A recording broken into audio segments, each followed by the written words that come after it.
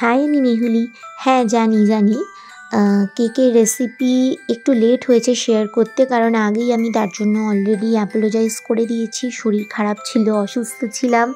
So সমস্ত কিছু maintain করে উঠতে টাইম লেগেছে। বাট হ্যাঁ, কাজ আমি করেছি, আর সেটা অবশ্যই তোমাদের সাথে শেয়ার করব না সেটা হয় না, অবশ্যই শেয়ার করব, লেট হলেও শেয়ার করব। আচ্ছা, একটা কথা তোমরা বলো তো, এই যে তোমরা রাস্তাঘাটে বেরোচ্ছ, এখনও দেখবে কত দোকানে সুন্দর সুন্দর প্যাকে এখনও নিউ ইয়ারের কেক কিন্তু এখনও বিক্রি করছে। মানে ক্রিসমাস চলে যাওয়ার পরেও কিন্তু এই যে নিউ ইয়ার যে একটা ভাইবস আছে, এখনও কিন্তু তোমরা বাজারে গেলে টেস্টি কেক পাবে।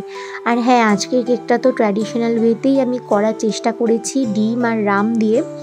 বেসিক্যালি যেটা হচ্ছে, আমি নিউ মার্কেট থেকে সমস্ত যত ফ্রুটস আছে সেই ফ্রুটসগুলো নিয়ে এসে আমি যা কোয়ান্টিটিতে আনার সমস্তটা এনে সেটাকে দুভাগে ভাগ করেছি।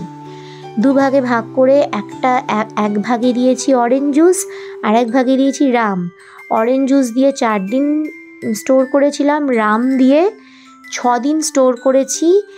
এমন একটা ঘরে স্টোর করেছি যেখানে সমস্ত জানলা টানলা বন্ধ থাকে, দরজা বন্ধ থাকে, আলো কম ঢোকে। তো 6 দিন বাদে তারপরে আমি কেকটা প্রিপেয়ার করেছিলাম। দেখো, মোলাজেসের সাথে অরেঞ্জ জুস আর বাটার দিয়ে তৈরি সস, তার recipe egg free plum cake যেটা, সেখানে অলরেডি দেওয়া আছে। বেসিক্যালি কথাটা এগ ফ্রি। তো আমি যার কাছে বেকিংয়ের বিষয়গুলো শেখার চেষ্টা করছি, আমি সেই ম্যামের থেকে শুনেছি যে অ্যাকচুয়াল কথাটা হচ্ছে এগ ফ্রি, নট এগলেস। যাই হোক, সেটা একটা অপভ্রংশ হয়ে এসে গেছে, এগলেস। তো আগের রেসিপিতে শেয়ার করেছি, তোমরা আই বাটনে দেখে নিও। আচ্ছা, এবারে এই কেকের প্রসঙ্গে যখন আসছি, সেটা হচ্ছে ফার্স্টে সমস্ত ওয়েট ইনগ্রিডিয়েন্টসগুলোকে এক জায়গায় করে নিয়েছিলাম। ব্রাউন সুগার কার্ড, তার সাথে হচ্ছে অয়েল, মানে রিফাইন্ড অয়েল, আর সাথে হচ্ছে এগ, মানে এখানে 2টো এগ ইউজ হয়েছে। ওয়েট ইনগ্রিডিয়েন্টসগুলোকে এক জায়গায় করে নিয়ে, আর ওই মোলাজেস, বাটার আর অরেঞ্জ জুসের তৈরি সসটাও এখানে দিয়ে দিয়েছি। ভালো করে মিক্স করে তারপরে যত শুকনো উপকরণ, ময়দা, তারপরে cocoa powder, baking powder, baking soda, তারপরে লবঙ্গ গুঁড়ো, দারচিনি গুঁড়ো, আর তার সাথে হচ্ছে সল্ট, সমস্ত এক জায়গায় আমরা করে নিয়ে সেটাকে সিফ করেছি, চেলে নিয়েছি। ওয়েট ইনগ্রিডিয়েন্টসগুলোর ওপরে চেলে নিয়ে কাট অ্যান্ড ফোল্ড টেকনিকে ভালো করে মিশিয়েছি। তারপরে রামে সোক করা ফ্রুটসগুলো দিয়েছি। আর কখনোই নাটস তোমরা ফ্রুটস যেখানে সোক করো সেখানে দেবে না, কারণ বাজে খেতে হয়ে যায়।